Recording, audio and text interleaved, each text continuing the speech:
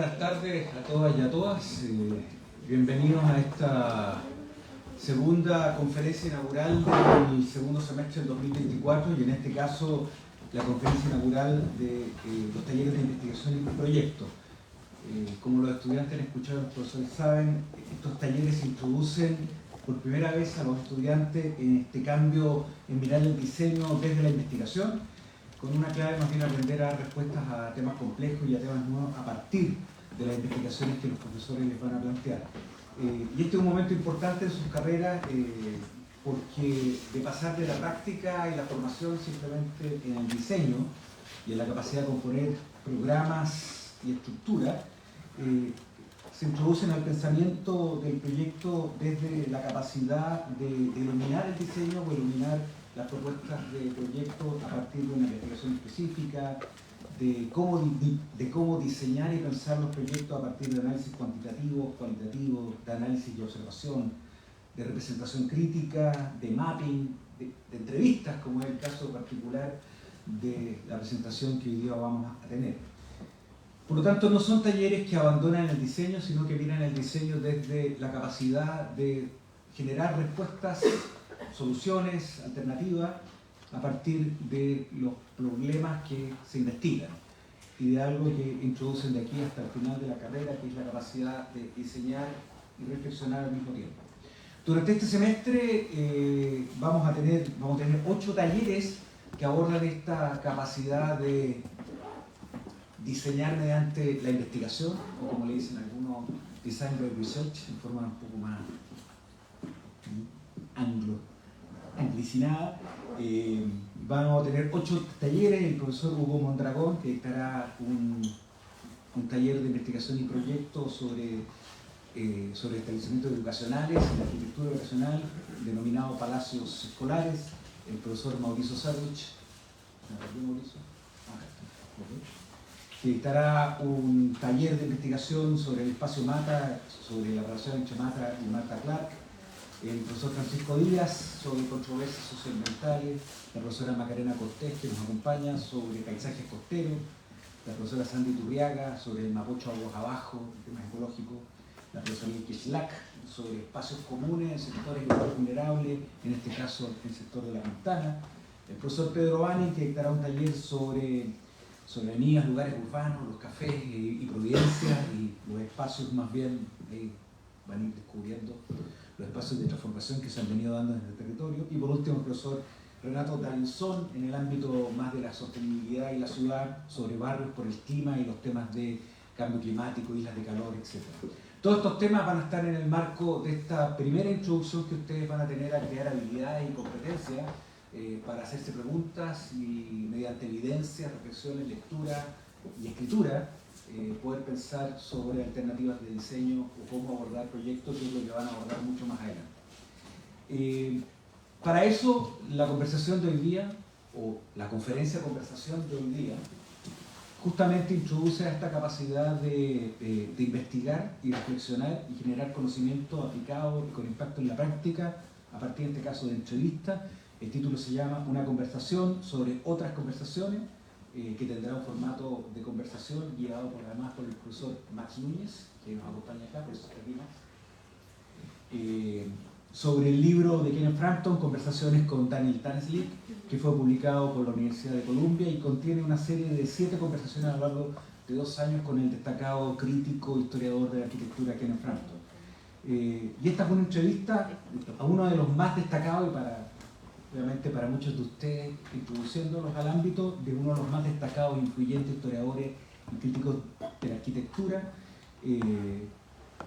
que son por lo tanto una entrevista que son un aporte de primera fuente a partir de lo que Daniel nos va a presentar, que nos permite obviamente recorrer su trabajo y su impacto cultural, político y teórico en la práctica de la arquitectura. Para aquellos más viejos que fuimos educados bajo la influencia de las ideas de Kenneth Frampton sobre el regionalismo crítico, cultura tectónica, la investigación planteada mediante estas entrevistas y su manera de ordenarla, transcribirla y publicarla, nos permite también generar una reflexión crítica sobre cómo estas ideas han impactado en la arquitectura y en la investigación de la disciplina del presente. y presento por lo tanto a nuestro invitado y conferencista del día de hoy, que va a ser entrevistado por Max. Daniel Tanesic es arquitecto de nuestra escuela, con un máster en Advanced Architecture Design y un PhD, un doctorado en Historia y Teoría de Arquitectura en la Universidad de Columbia, en Estados Unidos. Fue comisario además de la muestra Acceso para Todos, las infraestructuras arquitectónicas de Sao Paulo, en el 2019, y quien sigue Generalismo, Arquitectura y Ciudades entre el 2021 y 2022 del Architecture Museum de la Universidad Técnica de München. También ha publicado múltiples ensayos, capítulos de libros, es autor colaborador de libros sobre Santiago de Chile entre 1977 y 1990, arquitectura, ciudad política, que nos tocó en el momento de debatir en pandemia, a distancia, ediciones Arecu, y también ha sido profesor en múltiples universidades como la Universidad de Columbia, la ISP, la Universidad Técnica de München, la Universidad de Cambridge, nuestra universidad, actualmente dictando clases en la escuela, y también la Universidad de Paz. Así que démosle un caluroso aplauso a Daniel y a Max, que lo van a entrevistar.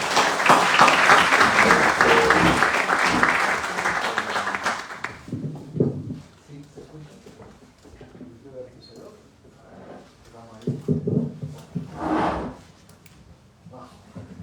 Muchas gracias por estar acá. ¿Qué día? Martes. No preparé nada, pero voy a presentarles el libro, tratar de contarles un poco brevemente de dónde viene esta idea y cómo terminó en una publicación. Hace unos 12 o 13 años, cuando yo era alumno doctorado, quiero agradecer a Luis Eduardo por la presentación, a la universidad por invitarme a hacer clases nuevamente este semestre, y a Paula, que está acá, que organizó todo, y a Max por la compañía. Entonces ahora, después de haberles agradecido a todos, al director de la escuela, a Paula, la directora del Magíster, y al profesor Max Núñez, puedo proceder a contarles del libro. Hace unos 12 o 13 años, cuando yo estaba haciendo mi doctorado en la Universidad de Columbia, sí, tiene un origen económico esta historia, porque a los alumnos extranjeros en Estados Unidos, cuando nos dan nuestros estipendios de doctorado, nos cobran un impuesto que no le cobran a los norteamericanos.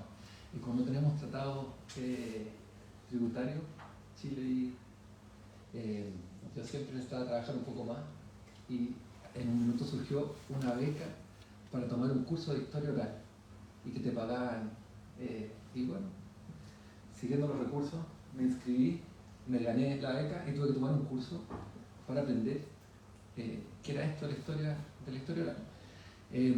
La historia oral, no sé si han escuchado, el concepto no es lo mismo que hacer entrevistas, es una cosa un poco más, diría yo, psicoanalítica, que es básicamente sentarse con alguien que uno quiere entrevistar, hacerle una pregunta, prender la grabadora y básicamente dejar a esa persona hablar hasta que se canse, y cuando te das cuenta que se cansó, qué sé yo qué, tener un par de otras preguntas preparadas para tratar usualmente de reconstruir una historia o hablar en torno a un evento que sucedió. Por ejemplo, después de que se cayeron las Torres Gemelas, una forma de lidiar con eso, se hicieron bastantes historias orales del evento mismo y con los familiares, etc. No me gustó mucho este cuento de la historia oral, me pareció un poco forzado. Yo tenía ganas de hacer entrevistas, pero ya tenía los recursos y tenía que tomar el curso y tenía que entrevistar a alguien para poder que me pusiera una nota en el curso. Mi primera idea no fue entrevistar a Kenneth Frampton, fue reconstruir la historia de un libro. Y como yo había sido introducido también con muchos de los que estamos acá en mis clases de historia al tema de historia de arquitectura contemporánea con el libro de Frampton, que recuerdo que compré en su minuto en la Contrapunto, un libro de tapa amarilla que creo que editó Gustavo Gili.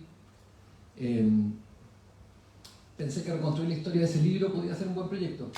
Y en Nueva York también vive el que encargó el libro, que es un historiador de la arquitectura que se llama Robin Middleton, que en ese tiempo asesoraba a Thames & Hudson, que es la editorial que encarga el libro y lo termina publicando.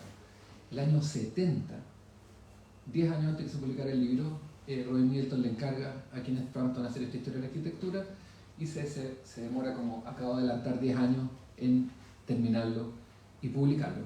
Fui entonces a hablar con este señor Middleton, que fue muy simpático. Me dijo que me contaba todo, pero no tenía ningún interés en hacer una entrevista sobre el tema, así que me quedé solo con el autor, con Kenneth Frampton, que en ese tiempo era mi profesor, y fue muy generoso, me dijo que no hay problema, y para pasar el curso había que hacer 2 entrevistas, editarlas, y eso. La profesora entendió del curso que no me había interesado mucho el formato de la historia oral, así que fue bastante generosa y jugó el juego y me corrigió las entrevistas.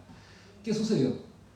Que después de hacer las 2 entrevistas que necesitaba para hacer el curso, nos quedamos con muchísimos temas pendientes y con ganas de seguir hablando, y esas 2 entrevistas se convirtieron en 7 y nos demoramos un periodo más o menos de 2 años de calendario en hacerla. Me quedé con las entrevistas, se las mostré a algunas personas, en algún momento se las mandé a Tom Weir, que en ese tiempo trabajaba en AD Files. Me dio el consejo en ese momento que el lugar que más sentido hacía para publicar era Columbia mismo, donde hacía clases Ken, y en un minuto antes de la pandemia tuvimos el libro ya en maqueta, casi terminado, pero a propósito de la pandemia y una serie de malos entendidos, terminamos perdiendo el financiamiento por una pelea entre mis coautores Kenneth Frampton y Mary MacLeod con el diseñador gráfico. No les gustaba básicamente el diseño y con la pandemia todo eso se diluyó. Eventualmente durante la pandemia, Frampton, cuando tenía en ese entonces 90 años, termina por jubilar de Columbia, y a propósito de su jubilación logró reconectar con los fondos que nos habían otorgado ya anteriormente para publicarlo, y en vez de hacerle un festschrift o cualquier otro tipo de evento, deciden publicar el libro en homenaje a los 40 años que enseña en Columbia. Así la historia del libro que tenemos acá. ¿Qué les puedo contar de las conversaciones con Frampton? Nada, una persona que conozco mucho, la considero cercana, y coincidentemente ya no vive en Nueva York, vive en Londres, yo también vivo en Londres ahora, entonces hemos tenido la oportunidad, después de hacer estas 7 entrevistas, de seguir un poco con el proyecto, pero en vivo. Esta vez hemos hecho una serie de 2 entrevistas donde he podido 12 años después preguntarle cosas que no se me ocurrió en ese momento preguntarle en el libro, y que mis ideas también no solo han cambiado, sino que he tenido ganas de seguir la conversación, pero en otras direcciones. Así que ese un poco es el contexto del libro, y ojalá poder juntar, me gustaría entrevistar una tercera vez en vivo, llevo 2, y quizás volver a publicar esas 3 entrevistas de manera independiente. Eso, las entrevistas en el libro, ya para ir cerrando la introducción, no son temáticas, son como las fui haciendo. Se divide el libro por las fechas, en cómo fuimos haciendo las entrevistas. Las vi como temáticas. Sí, porque se leen como temáticas. Se leen como temáticas porque cada entrevista tenía un tema. Sí. Pero en algún minuto, hago la aclaración porque en algún minuto pensé mezclar todo el material y tomar fragmentos y hacer más un collage. Pero terminamos haciendo el formato acá. Aprovechar también que está Enrique Walker en el público. Cuando me había enfrentado a tener estos financiamientos para hacer este proyecto de entrevistas, yo no había hecho entrevistas a arquitectos antes con el propósito de publicarlas, y no me queda claro si lo voy a seguir haciendo, pero Enrique, que está acá, se ha especializado en eso. Entonces lo llamé y le pregunté que cómo se prepara una entrevista, cómo se hacen entrevistas a arquitectos, y me dijo que leyera el libro que le hace Truffaut a Hitchcock, y que con eso estaba. Así que con eso me fui a la librería, compré el Truffaut a Hitchcock, lo leí y me quedó bastante claro cómo se hacía un proyecto de entrevista. Y más o menos ese fue el formato que seguí. Así que gracias, Enrique. Ya, pásame la... Por favor. Pásame la palabra. Mira, a ver, con Daniel nos conocimos en Columbia en 2009. Nos conocíamos previamente, pero en ese momento nos cruzamos en Columbia cuando yo era alumno de Frampton durante ese año del 2009-2010. Yo tomé su curso sobre Le Corbusier, que es sobre el libro de Le Corbusier que tiene editado con Jason Hudson, creo, me parece. Sí. Y un segundo curso que es sobre el libro de la cultura tectónica. Entonces, mi entrada, bueno, y previamente en esta escuela, como estudiante y luego como arquitecto, también había revisado justamente esos dos libros, más el libro de Historia Crítica de la Arquitectura Moderna, que supongo, no sé si todavía se sigue leyendo en primer año, pero es un texto todavía muy vigente e importante, ¿no es cierto?, para entender el siglo XX. Y claro, y conociendo, bueno, yo no soy un teórico de la arquitectura, yo me dedico a enseñar, pero siempre los textos de Frampton me han resonado más que otros. Mary McLeod en el ensayo que aparece acá se refiere a Frampton como un teórico para arquitectos, a diferencia de otros teóricos que son teóricos para teóricos. Claro, en medio entre risa y es una realidad eso. Creo que lo que hace Frampton en muchos de sus libros, especialmente en el de Tectónica, es desde una mirada, claro, fenomenológica de la poética de la arquitectura, definir o generar un canon de arquitectos que abarcan el siglo XX, siglo XIX, y eso se lee de manera muy clara y muy, como que uno puede, como arquitecto, empatizar fácilmente con esa lectura de la historia. Pero lo que me interesó de tu libro y del compendio con el ensayo de Ney y las imágenes que están acá es que, si bien es una cosa, es como un compendio disperso, donde no hay como no hay un ensayo que lo aúne todo, me parece que se arma como un perfil muy claro del personaje. Desde las imágenes, desde aspectos biográficos, que el libro es bastante breve, ¿no es cierto?, se lee rápidamente, pero hace un cruce entre aspectos biográficos de su estudio como estudiante de arquitectura en la EIA, luego como arquitecto practicante en una oficina en Londres donde hace este edificio, el Corringham, que tuvimos la oportunidad de ir a ver juntos en 2019, ¿no es cierto? Y luego su partida a Estados Unidos y los motivos por los cuales él llega a escribir los libros que escribió y las ideas que están detrás de cada uno de esos libros. Entonces, a pesar de lo breve de la entrevista y del ensayo y de las imágenes, como que uno alcanza además como un perfil de este personaje, además de entender como un mundo de relaciones, ¿no es cierto? Hay un sinnúmero de personas, nombres que aparecen, Claro. que uno arma como un mapa mental de, no sé, de Stirling a Banham, en fin, como toda la escena londinense de los años 60, luego una escena más neoyorquina, con, no sé, Peter Eisenman, y todas las distintas como visiones del mundo que hay en eso, o cómo aparece el libro de su texto de regionalismo crítico como respuesta al posmodernismo, ¿no es cierto? O sea, creo que las entrevistas logran armar como el arco completo del personaje.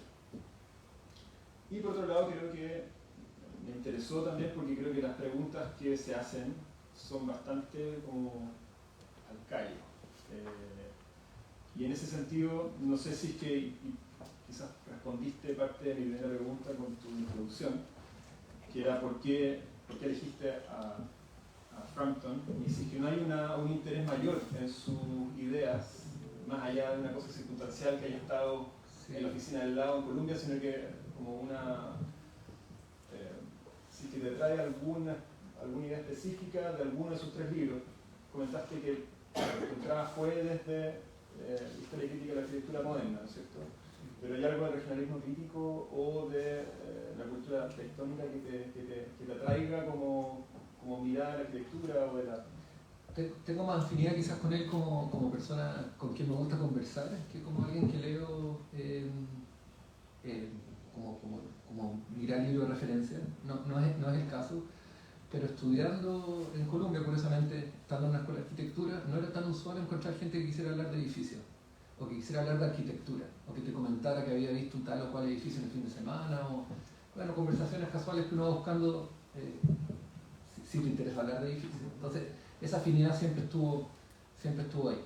Entonces diría que para ser directo y responder, creo que mi afinidad viene más con él como persona a quien conocí que con su literatura, siendo que me interesa, que la leo y que me toca enseñarlo, y que también cuando me toca hacer mis propias investigaciones lo he citado.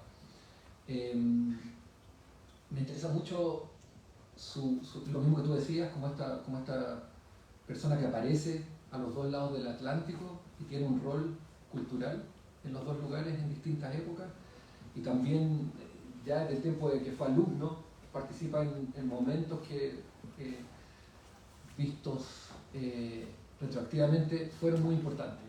O sea, esta es la primera generación de la escuela de arquitectura tropical en la EA con Jane Drew y Maxwell Fry. Hace clases en Princeton en un periodo bastante heroico, conoce a Tomás Maldonado y hace una serie de eventos que lo hacen ser una persona muy interesante y que tiene mucho que decir cuando le preguntas cosas, ¿no?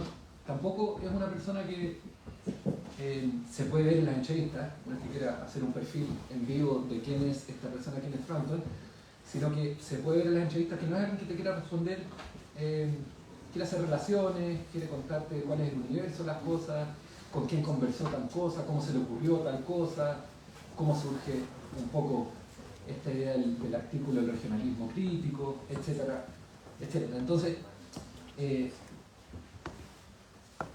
para volver a responder la pregunta, si ya no lo hice, a mí lo que me traía era conversar con él.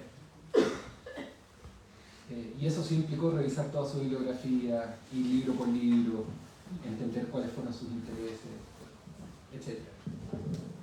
Claro, eso que dices de que él era alguien a quien le interesa la arquitectura o los edificios, siendo más específico, yendo como el objeto construido y analizarlo y entrarlo y ver los detalles y ver cómo funcionan distintos niveles, desde el detalle hasta, no sé, su tipología o su invención tipológica. Claro, eso como que es muy evidente en sus textos, ¿no es cierto? Claro. Y no es menor, me parece. Sí. O sea, es bien central en la manera en que él escribe o cómo elige a los arquitectos sobre los cuales escribe. Sí. Y quizás de los 3 libros canónicos, que son más o menos contemporáneos, no son tan contemporáneos, pero sí pasan en la misma mitad de un siglo, que son el de Oldham, el Theory and Design of the First Machine Age, el de Curtis y el de Frampton, que son más o menos una constelación de historias como de la arquitectura moderna. Creo que él es el único arquitecto y se nota también en su sociedad algo que lo diferencia, y lo dice en una de las entrevistas. Y creo que eso también se fue afinando, no necesariamente en el libro de la historia crítica de la arquitectura moderna, sino que un libro como el de los estudios de cultura tectónica, ya es mucho más específico a ciertos temas de arquitectura, a ciertos arquitectos. O sea, sí.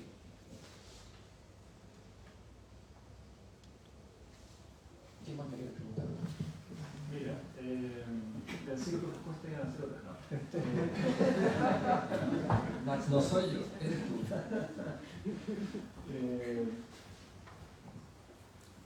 Sí, mira, tengo hartas anotaciones como de cosas que me llaman la atención, pero no deja de interesarme esta entrada hacia el proyecto. Porque también veo que, no sé, los dos libros en los cuales tú has participado, o las 2 exhibiciones en que tú has participado, tienen también un eje que se centra en el proyecto o en el rol o en la posibilidad de que el proyecto dentro de la esfera pública genere no sé si un cambio social, pero sí una incidencia menor en la sociedad, que creo que es algo que uno también puede leer en la manera en que Frampton aborda la crítica operativa, ¿no es cierto? Entonces, no sé si es que, por eso me gustaría tirar un poquito más ese hilo, porque creo que también en tu aproximación como historiador. Sí, yo creo que los intereses de él, que está claro en su libro, él es un nostálgico del proyecto social de la arquitectura moderna, su máximo interés, sus héroes, tanto como en Che Guerra, cuando la arquitectura moderna sí estaba muy ligada a un proyecto social y no se exporta de esa exposición en el 32 más como imagen y todo lo que pasa después con el estilo internacional. Entonces sí, yo creo que ahí hay una afinidad con él como historiador y lo que le interesa. Que no es tan evidente en todos los libros, porque son temáticos, pero hay otro que se llama, ese que parafrasea el título del libro de Hannah Arendt, Labor, Work and Architecture, donde hay harto de eso. Y bueno, tenemos también la afinidad, que probablemente su primer ensayo importante fue sobre el proyecto de la Liga de las Naciones de Hannes Mayer, del año 29, 27, disculpa, de 1927. Entonces, ese era un proyecto que ya plantea ciertos temas donde habían traslape y afinidades. No quiero hablar de las exposiciones, prefiero seguir hablando del libro, pero sí veo tu punto y creo que algo de eso hay.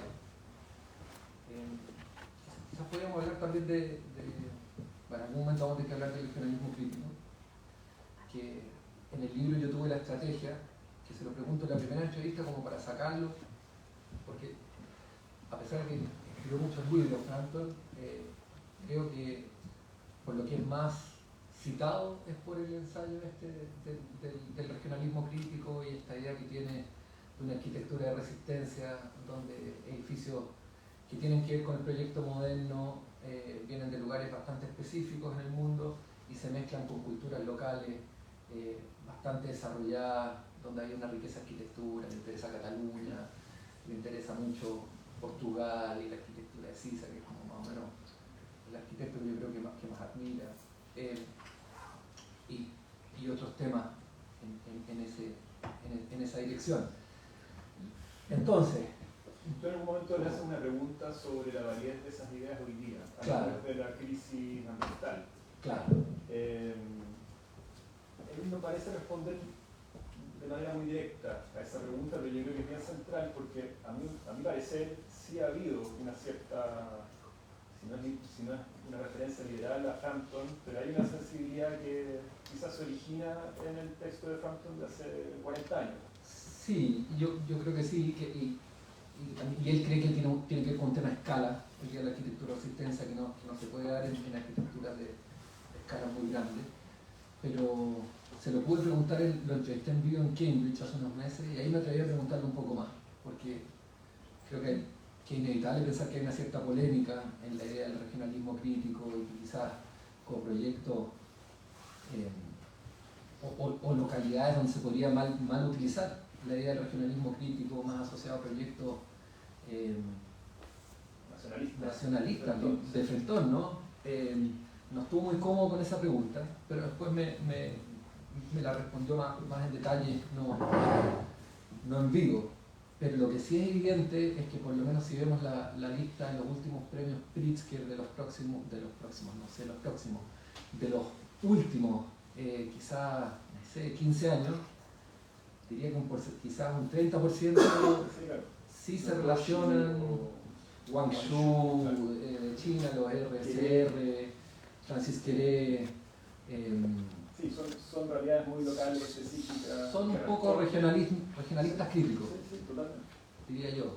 Y quizás, que está destacada en algunas fotos acá, alguien que probablemente pueda ganarse en el futuro, y si no, igual va a estar bastante en el panorama, esta arquitecta de Bangladesh que se llama Marina Tabassum, totalmente en esa línea. O sea, no es casualidad que se acerquen a él y que él sienta afinidad con todos estos arquitectos que hemos mencionado.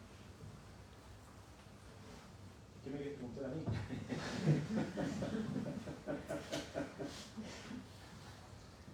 Que el público nos pregunta. Nadie ha leído el libro, entonces es un poco difícil hacer este formato. Y no está en las librerías y no está en las librerías de la región. Claro. Pero sí, mira, a ver, hay otra cosa que, claro, nadie lo ha visto, pero la selección de las imágenes a mí me parece que es bien impecable, es bien precioso la manera en que están elegidas las imágenes, el diseño gráfico. No sé si este es el resultado que no le gustó. No, esto fue después de la pelea. Ya, este es corregido. Está impecable. Sí. Y tiene, claro, reúne en ciertos apartados las imágenes, lo que hace que también se lea como se pueda leer más de una forma, me parece. Claro, pero siguiendo un poco también ese tema de arquitectos contemporáneos que tienen afinidad con él y en particular por el tema del regionalismo crítico, elige él mismo unos proyectos cuando me responde las preguntas de estos arquitectos Heikkinen y Komonen, que son de Finlandia, si no me equivoco. Trabajando en África. Claro, trabajando en África. Y eso es lo que te quería decir, que uno de los temas de este tema del regionalismo crítico es que muchos de los arquitectos que él destaca en la primera generación de regionalistas críticos, que básicamente este tema del regionalismo crítico es una selección de proyectos que le gustan a él, que ya existían, y que les escribe, estuve enseñando Puljas hoy día, entonces voy a ocupar un término de él, les hace un poco un manifiesto retroactivo a estos arquitectos y dice que tienen en común la convergencia de su interés por el proyecto moderno con estas características locales.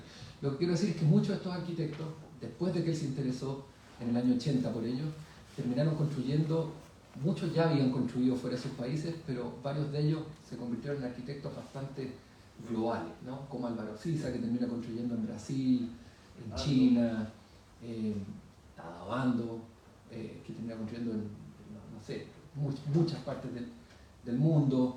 Se interesa mucho también por Ungers en ese momento puntual y los proyectos tempranos de Ungers en ladrillo. Entonces esa pregunta para mí fue clave, que qué pasa con este regionalismo crítico cuando los arquitectos ya no están construyendo en las situaciones locales donde hacen los edificios que le interesan en primera instancia a él,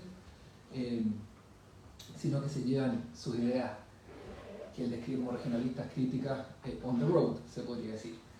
Y ahí él tiene salidas para todos los casos. Dice que, no sé, cuando Siza construye en Belo Horizonte, ahí lo hace con hormigón por primera vez en su carrera, entonces un proyecto más... Sí, es un sincretismo entre su idea y el modernismo brasilero, y así. Entonces eso sí fue una buena oportunidad de ir aclarando temas como ese, ¿no?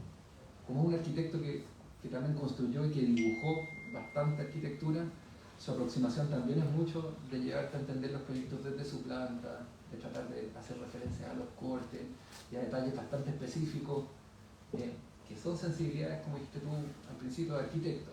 No es una fascinación por la tecnología, con la tecnología, cosas de este tipo.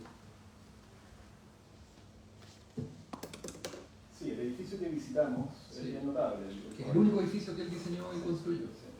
Que aparece también Claro. en el libro. Que es un edificio que toma bastante en Arconfin.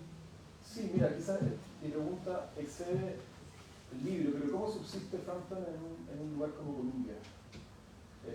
Sobre todo en su último periodo, en donde quizás la escuela está hablando de otros temas y con otras preocupaciones, y quizás, como decías tú, con un énfasis menor sobre no sé, la cualidad constructiva de la arquitectura, sino que más bien en construir discursos.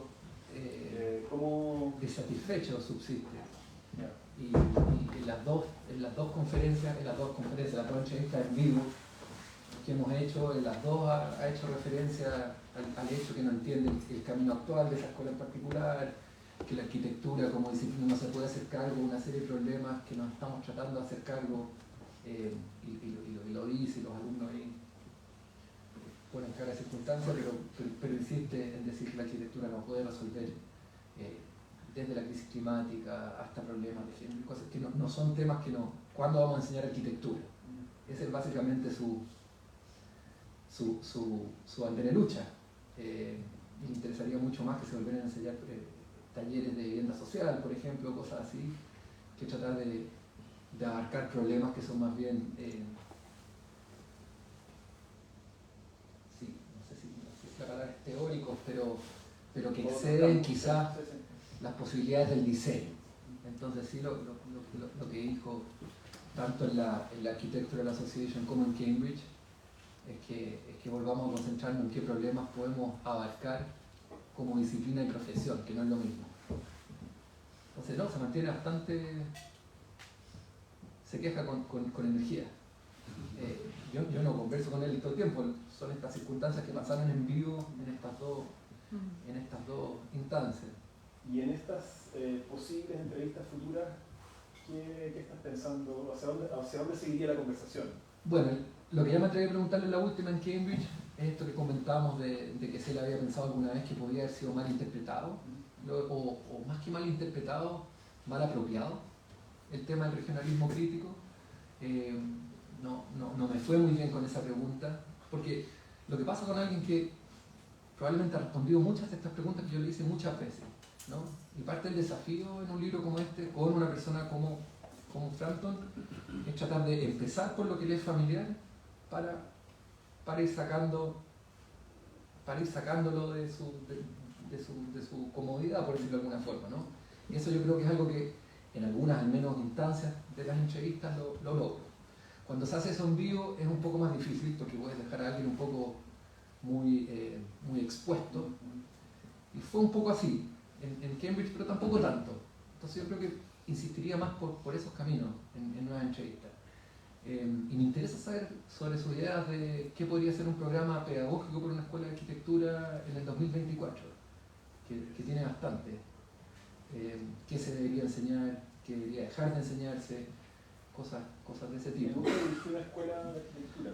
No, pero en una de las entrevistas sale que él fue candidato a dirigir la EA cuando gana Alvin Boyarsky. Y que Koolhaas lo apoyaba. Koolhaas y Zaha Hadid lo apoyan a él y parece que todo el resto de la gente en la escuela apoyaban a Boyarsky. Y él mismo dice en la entrevista que probablemente fue bastante acertado que hayan elegido a Boyarsky y no lo hayan elegido a él en ese minuto. Pero no, nunca dirigió una... No, el libro está lleno de esos detalles de la historia del arquitectura, Claro, que son muy entretenidos. sí, entretenido. Y yo me di cuenta, 2 años después, que yo, sin saber, también estaba preparando un poco al hacer este libro mi llegada a Londres. Nunca pensé que iba a llegar a vivir a Londres en ese minuto, pero me anticipó bastantes cosas. Me dejó con bastantes intereses que no tenía antes de hacer las entrevistas. Sea que Bar I, por ejemplo, porque me cuenta dónde tomaba con Stirling los sábados en la mañana, en el French House, cosas de ese tipo. No todas tan anecdóticas como esa, pero en temas de arquitectura, él fue muy cercano a Stirling, entonces algo que sí me gustaría hacer, ya que lo menciona y lo voy a anotar, es probablemente hacerle muchas más preguntas sobre Stirling. Claro, aquí se define muy claramente una cierta, no sé si rivalidad, pero o contraposición con un grupo de Banham, Claro, el Independent Group, los Smithsons, y otro grupo que está de alguna forma liderado por Stirling y donde estaba él. Y al claro. parecer no se juntaban mucho, No se juntaban. Y el otro día vi una entrevista que está en online a Peter Cook de Archigram, que era cercano a Banham, no a Stirling y Frampton. Y claro, había una contraparte al grupo los sábados de Stirling en el French House, que era los viernes en la tarde, se juntaban en una suerte de salón en la casa de Banham, y parece que llegaban personajes muy fascinantes como Buckminster Fuller cada vez que estaba en Londres, y así. Craig Edwood, gente inesperada. Pero claramente ellos eran sí, tomaban en otro bar. Oye, Básicamente. ¿vas a entrevistar a algún otro? No, ¿Va a ser otro libro de entrevistas? no por el momento. No. No. Te entrevisté a ti. La única otra entrevista que he hecho fue cuando te entrevisté para esa revista. Ya van dos. Para esa revista Constructo, ¿no? ¿Te acuerdas? Sí, claro. Sí. Ahora, ya que lo mencionas. ¿Eso fue antes? Eso fue antes. No, ¿sabes qué no? No sé. ¿Te fijaste la misma teoría psicoanalítica conmigo? No, ¿te acuerdas que hicimos como una... Sí, pero hicimos... ¿qué hicimos en esa entrevista? Hicimos como una... ¿Cómo se llama? No, hicimos como una... Me falta una palabra. Cuando organizas como animales... Disectamos. No disectamos. Hicimos una... Taxonomía de tus proyectos, ¿te acuerdas? Yo te decía, ese proyecto... Ese es un... Bótale. Ese es un animal con 2 patas. A ese le falta una pata. Fue bastante distinta la entrevista, porque es bastante distinto entrevistar a alguien por lo que ha diseñado que por los libros que ha escrito o los discursos que ha participado. Así que son bastante diferentes. Oye, ojalá que lo editen acá. No creo que pase, pero ojalá. Preguntas, Sí. comentarios, por favor. Aunque no hayan leído el libro. Ayúdenme a comentar. Rodrigo. ¿Qué es lo siguiente? Frampton, por su generación, pues Frampton comienza a jugar en Londres como en los 60, ¿no? Sí. Es de una generación, no sé el caso de él, pero es el caso de coetanos de Frampton, que fueron a conocer a Le Corbusier, fueron a conocer a Alto, fueron a conocer a Mies. Claro. O sea que hubo un conocimiento personal, a veces muy breve, otras veces de trabajo o de relaciones personales con los, digamos, con los maestros. Por lo tanto, no así con los rusos, con otros ambientes, digamos, que les eran más inaccesibles, pero interesante el caso de Frampton porque el tipo escribe una historia de arquitectura en donde él tuvo un contacto personal con personajes de 3 generaciones, por lo menos. Sí. Y de alguna manera la conversación mantiene también esa tradición de la conversación. Sí. Que tuvo Frampton con nosotros, tú con Frampton. Claro. Quería quizás decir algo respecto a eso, porque Totalmente. en el sentido también de que la perspectiva crítica o histórica requiere una cierta lejanía. Y en este caso hay que tomar una lejanía respecto a situaciones en las cuales se ha tenido esa proximidad. Sí. Él fue editor técnico de la Architectural Design. Entonces toda su primera aproximación a personajes, a protagonistas, por decirlo de alguna forma, pasa bajo el alero de Mónica Pigeon en esta revista donde le pide que vaya a Udine a hablar con Lino Vale, que vaya, bueno, todo eso que lo cuenta acá, que hace unos números monográficos de ciertos arquitectos que son como inseparables del lugar desde donde diseñan y operan, ¿no? Se me ocurre, recuerdo a Lino Vale ahora, pero son varios más. Ungers en Colonia es otro. Ya. Entonces sí, ese era su mecanismo. Él viajaba desde Londres, iba a la oficina de tal o cual persona, le pedía personalmente los planos para publicar o las imágenes y se iba construyendo una aproximación no tan crítica probablemente hacia ciertos proyectos o ciertas obras a través de conocer literalmente a los autores. Entonces eso fue así. Y creo que me contó que conoció brevemente a Le Corbusier en una circunstancia similar a esta. No así a los otros dos que menciona, no que yo recuerde, a pesar de que al menos hace 12 o 13 años aparece con mucha fuerza Álvaro Alto en el libro, porque él considera en ese momento, no sé si seguirá siendo su idea, de que el único de los arquitectos heroicos de la arquitectura moderna que tenía un proyecto que podía ser continuado en el presente era Alto, que los proyectos bueno, por inventar o por rellenar de Kahn, Mies y Le Corbusier ya estaban terminados, y que este otro tenía una sensibilidad ecológica probablemente o con relación a ciertos temas que son bastante actuales por razones correctas. Sí. Tuve la posibilidad de leer el libro y me llamó la atención que en el ensayo inaugural de Mary MacLeod le pega un poquito a Frampton, no lo deja tan bien parado. Y no lo deja tan bien parado, a mi juicio, en parte porque le parece que Dalin lo deja un poco como un amateur, en el sentido de lo que tú dices, ¿no? Dice, mira, este tipo habla de Habermas sin haber leído conocimiento de interés, se mete en la fenomenología sin entender los textos bien de la fenomenología, y tú lo presentas desde la contracara de este tipo habla como arquitecto, ¿no? ¿Por qué? Porque sabe leer planos, etc.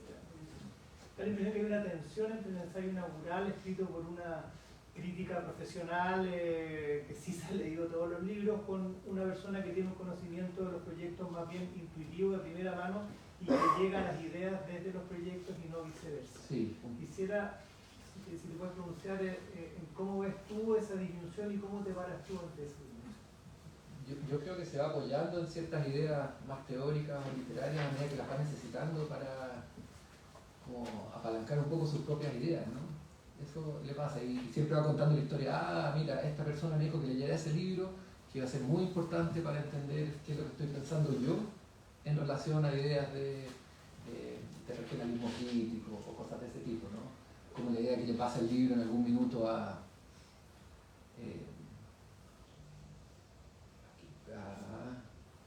Dalibor Bessel, ponte tú, que le dice, no, yo no te voy a ayudar con eso, pero tienes que leer Paul Ricoeur, o cosas así.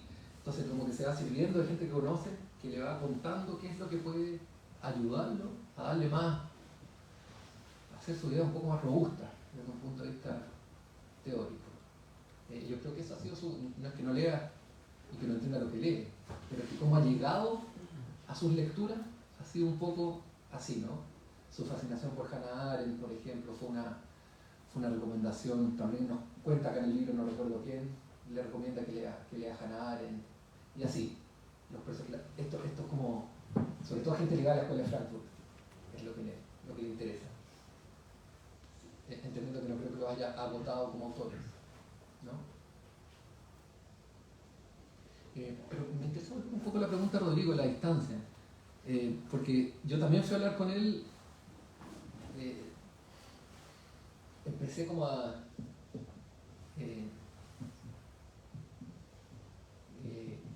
cronologizar, ¿sí? ¿Eso es una palabra? No, gracias. ¿Cómo periodizar? Ahí sí, periodizar. Sí, gracias. Periodizar. No, eso no. Pero a tratar de poner su idea en orden en relación a los momentos en que la fue escribiendo. Quizás explico lo que quiero decir y no busco la palabra.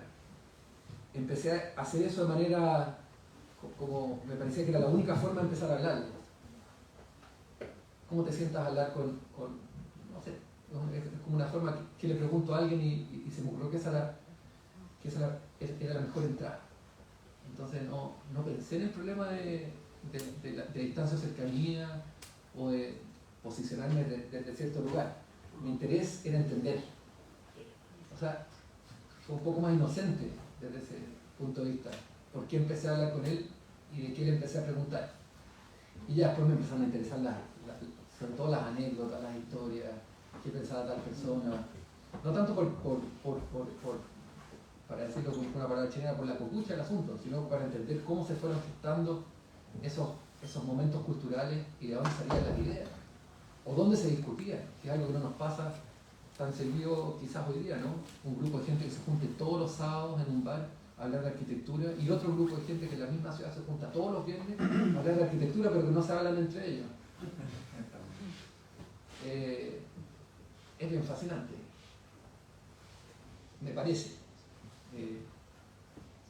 Y conversaciones que están como vivas también todavía.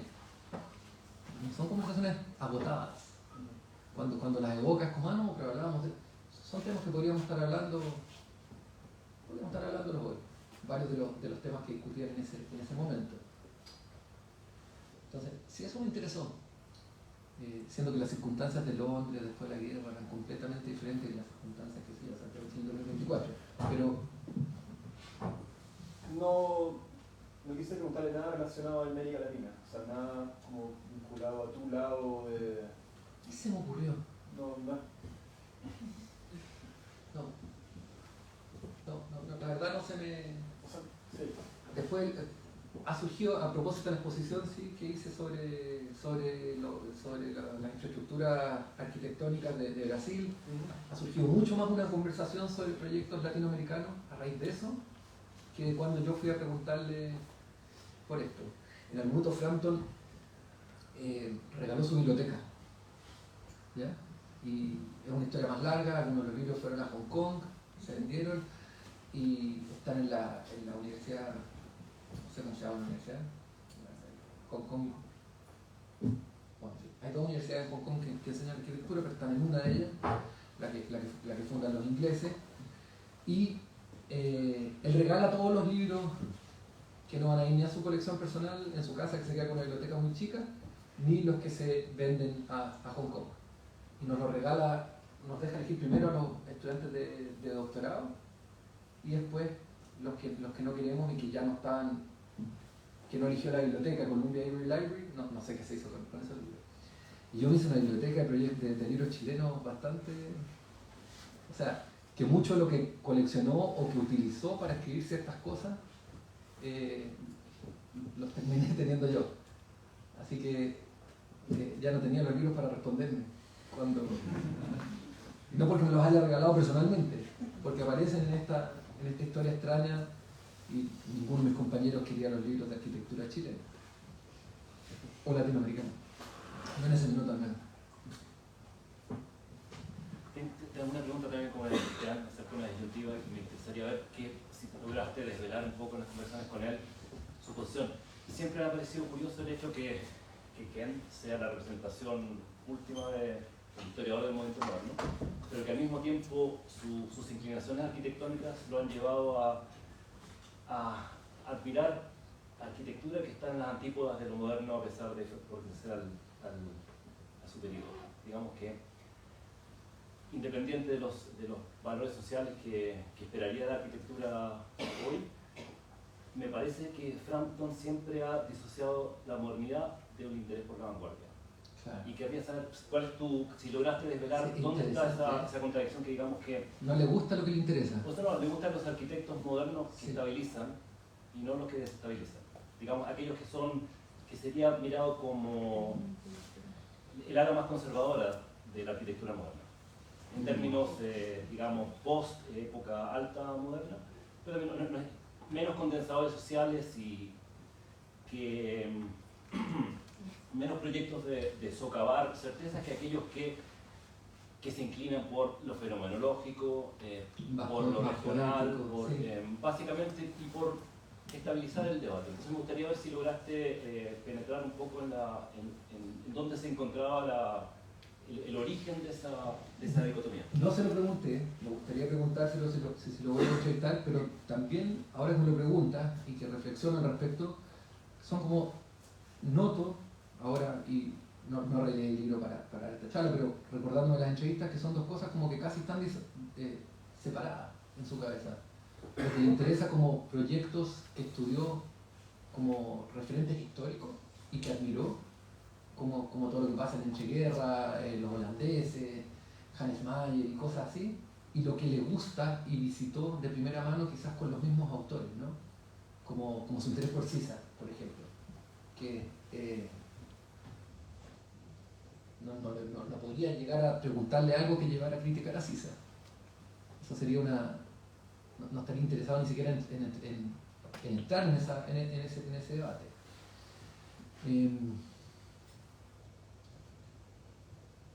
Sí, es bastante psicoanalítico lo que dice, pero no hacia mí, hacia él. Sí, por eso te preguntaba si habías logrado... No porque no se me ocurrió, pero me regalas una buena pregunta para hacerle si lo vuelvo a entrevistar. Pero volviendo a esa escena de Londres de los años 60, ese rol es el de Banham un poco, ¿no? Sí, O sea, sí. Está como... Sí, pero Banham se entusiasma con unas cosas que tienen promesa. Pero Banham va más adelante que la producción, Frampton va después. Claro. Frampton básicamente, esa es la diferencia entre el historiador que está impulsando arquitectos hacia un tipo de arquitectura y aquel que explica aquello que está hecho en el mundo y que lo codifica. Preciso. Sí. Y no creo que él no se interesó, por ejemplo, en publicar Archigram cuando estuvo en Architectural Design, algo que quedó totalmente afuera, nunca los publicó. Eso, si fueron publicados en AD fue Middleton y que los publicó. Nunca se interesó por publicar. No, creo que el ejemplo de Archigram es bueno, que nunca se interesó por publicarlo. O sea, los Smithsons, Archigram y Foster, 50, 60, 70. Claro. Pero los Smithson sí le interesan. Le interesan bastante. No sé si los publicó en su momento, pero no los deja fuera de cosas que le llaman la atención. En cambio, Archigram sí queda claro que es como algo, o en Estados Unidos Venturi, que no responde. Pero esa es una de las lindas contradicciones también.